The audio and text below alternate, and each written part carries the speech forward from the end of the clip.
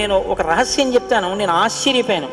తూర్పుగోదావరి జిల్లాలో మల్లవరం అని ఒక క్షేత్రం ఉంది. అక్కడ సుబ్రహ్మణ్యుడు, ప్రత్యక్ష సుబ్రహ్మణ్యుడు, ఇంతలా పాము కోనేటిలో స్నానం చేసి శివలింగాన్ని చుట్టుకుని ఉంటుంది.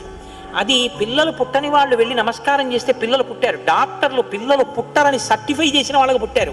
ముఖ్యమంత్రులు కూడా వెళ్ళారు పీఠాధిపతులు అక్కడికి. ఆ పాము కారణాంతరాల చేత శివలింగానికే తల కొట్టుకుని శరీరం వదిలితే ఇప్పుడు అలాగే ప్రతిష్ఠ చేశారు. అక్కడ నేను ఆశ్చర్యపోయింది ఏంటంటే, నాకు ఆ దేవస్థానం ధర్మకర్త ఒక ఆయన వచ్చి ఒకసారి ఓ మాట చెప్పారు. బిడ్డలు పుట్టరు అని డాక్టర్లు చెప్పేసినటువంటి వాళ్ళు సుబ్రహ్మణ్య షష్ఠి నాడు ఈ దేవాలయం వెనకాల పడుకుంటారు, వచ్చి బోర్లా పడుకుంటారు ఆడవాళ్ళు.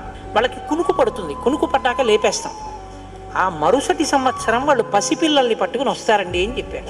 నాకు అపనమ్మకం కాదు, చూడాలనిపించింది. కాకినాడ నుంచి చాలా మందిని కలిసి సుబ్రహ్మణ్య భుజంగ స్తోత్రం చేశారు. నేను ఒక రహస్యం చెప్తాను. నేను ఆశ్చర్యపోయాను.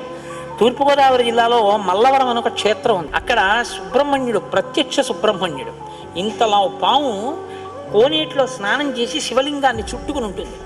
అది పిల్లలు పుట్టని వాళ్ళు వెళ్ళి నమస్కారం చేస్తే పిల్లలు పుట్టారు. డాక్టర్లు పిల్లలు పుట్టారని సర్టిఫై చేసిన వాళ్ళకి పుట్టారు. ముఖ్యమంత్రులు కూడా వెళ్ళారు పీఠాధిపతులు అక్కడికి. ఆ పాము కారణాంతరాల చేత శివలింగానికే తల కొట్టుకుని శరీరం వదిలితే ఇప్పుడు అలాగే ప్రతిష్ఠ చేశారు. అక్కడ నేను ఆశ్చర్యపోయింది ఏంటంటే, నాకు ఆ దేవస్థానం ధర్మకర్త ఒక ఆయన వచ్చి ఒకసారి ఓ మాట చెప్పారు.